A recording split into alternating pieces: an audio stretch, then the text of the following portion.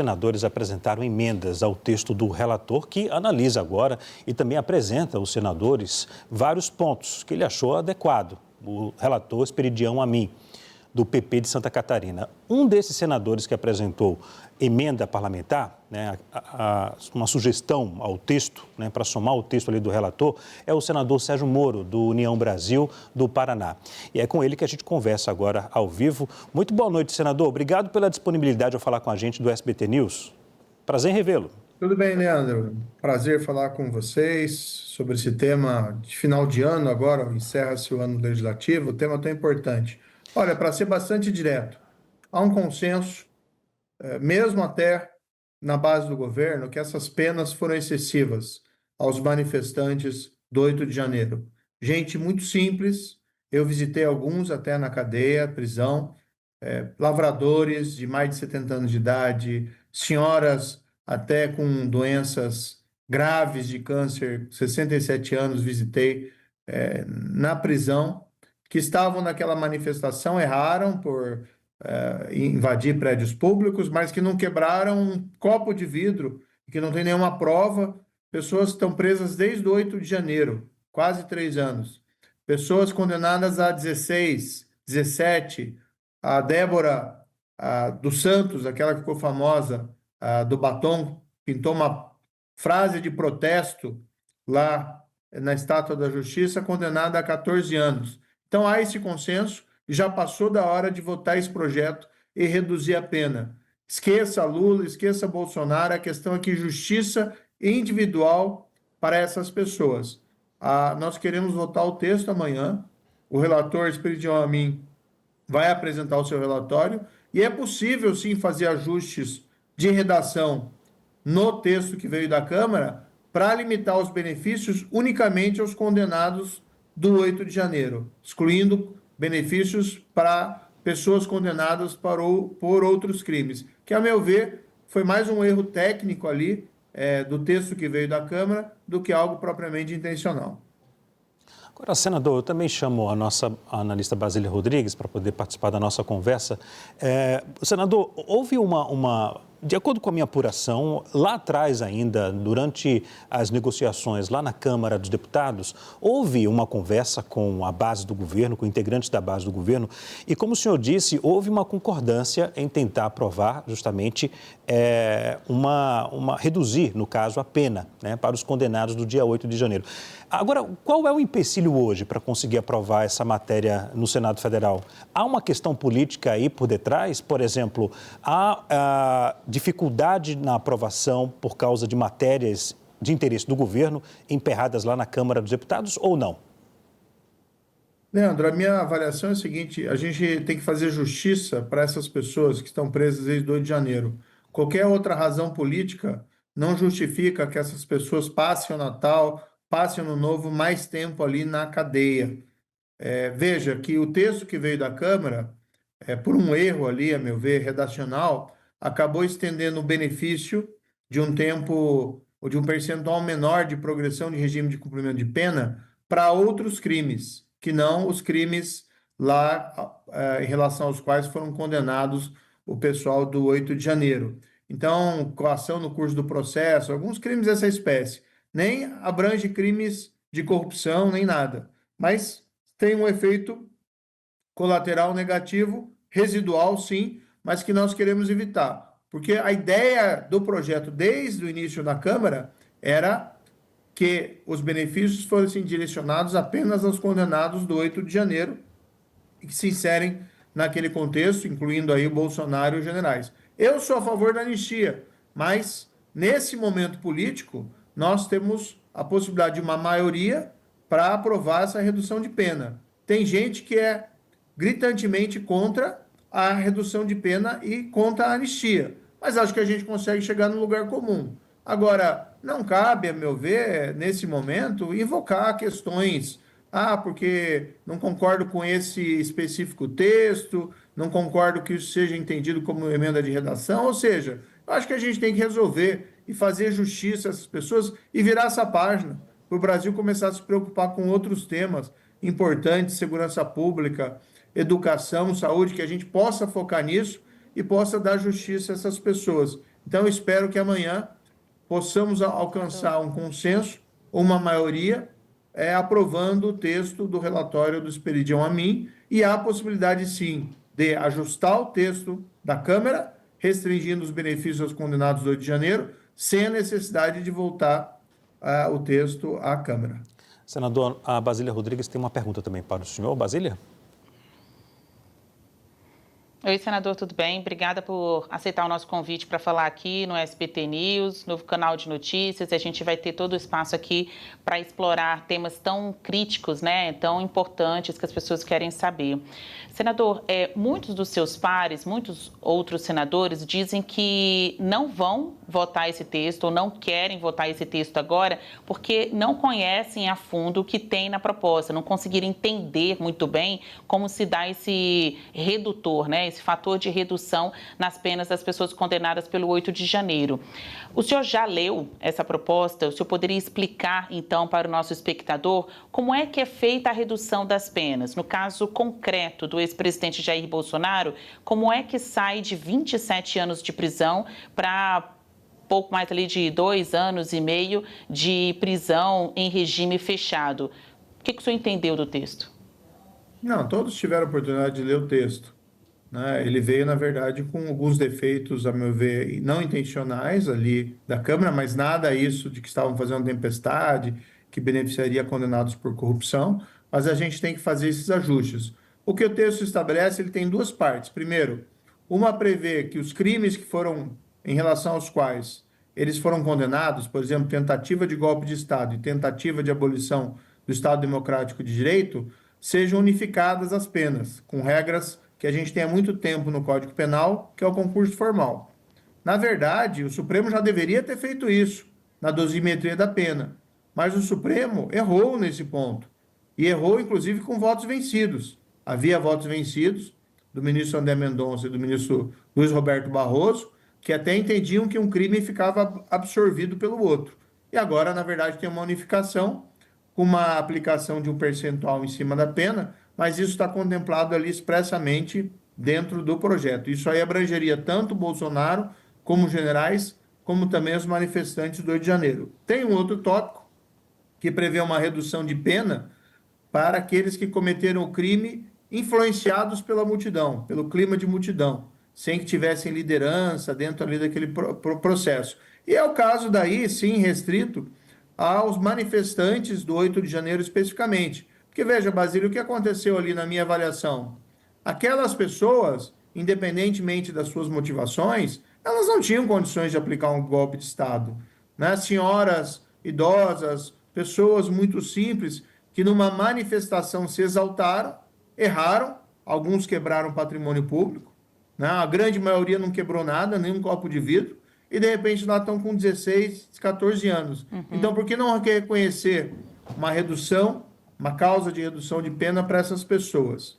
E um terceiro ponto do projeto, esse que está gerando alguma confusão e discussão, é a previsão da progressão de regime para os manifestantes do 8 de janeiro e também Bolsonaro e generais, em percentuais mínimos hoje previstos na legislação, que é 16% da pena. Eu não vejo problema em nada disso, né? No fundo, a pena do Bolsonaro não vai reduzir de 20 e tantos para 2. Aí são duas coisas que nós estamos comparando diferentes. Uma coisa é o total da pena e outra coisa é a expectativa de cumprimento de pena em regime fechado. Então, há uma redução, sim, mas não é uma redução tão significativa nem para Bolsonaro e generais, por isso que até eu defendo a anistia, porque eu acho que tem erros na condução desse processo e dúvidas razoáveis sobre se de fato houve uma tentativa de golpe ou se houve apenas ali a cogitação. De todo modo, para aquela senhora de idade presa há 3 anos quase, com 14 anos de pena na cabeça,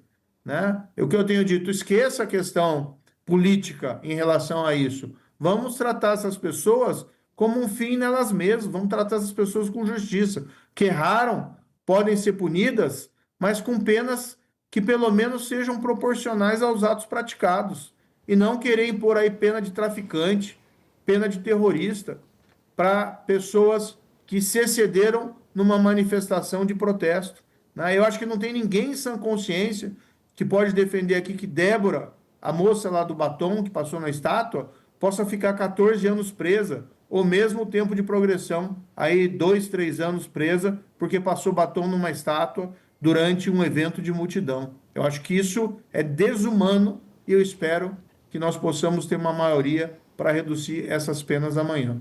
Agora, senador, o senhor acredita que essa emenda, a última emenda apresentada pelo senador Alan Rick, do União Brasil do Acre, que prevê ali pontos em relação à anistia, o senhor acha que isso aí pode ser acatado pelos senadores, por demais, até senadores da base do governo?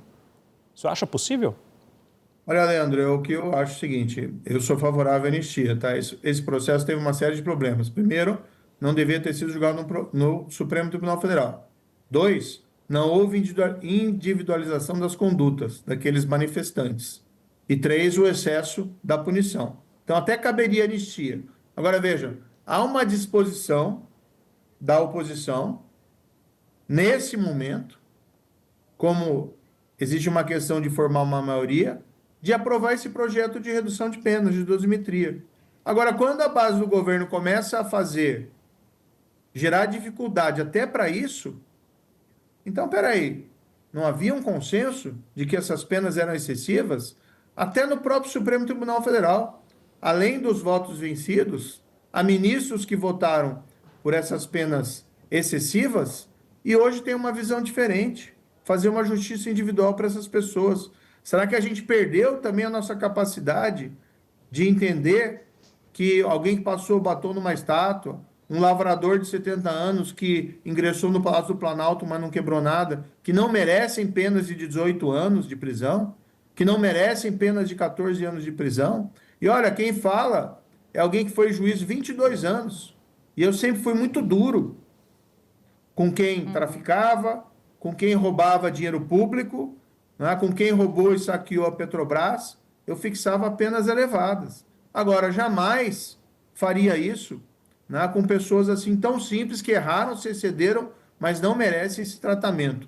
E aí justificar isso por razões políticas, né, eu acho isso um absurdo, entendeu? Cada pessoa tem que ser tratada como ela merece. Então, espero sim que a gente possa até amanhã construir um consenso, ou quem sabe uma maioria, para fazer aquilo que estava planejado desde o início. Se não é possível anistia no momento, deixemos essa discussão depois, mas não vamos deixar essas pessoas, né, largadas na prisão, cumprindo penas que são excessivas, como todos reconhecem.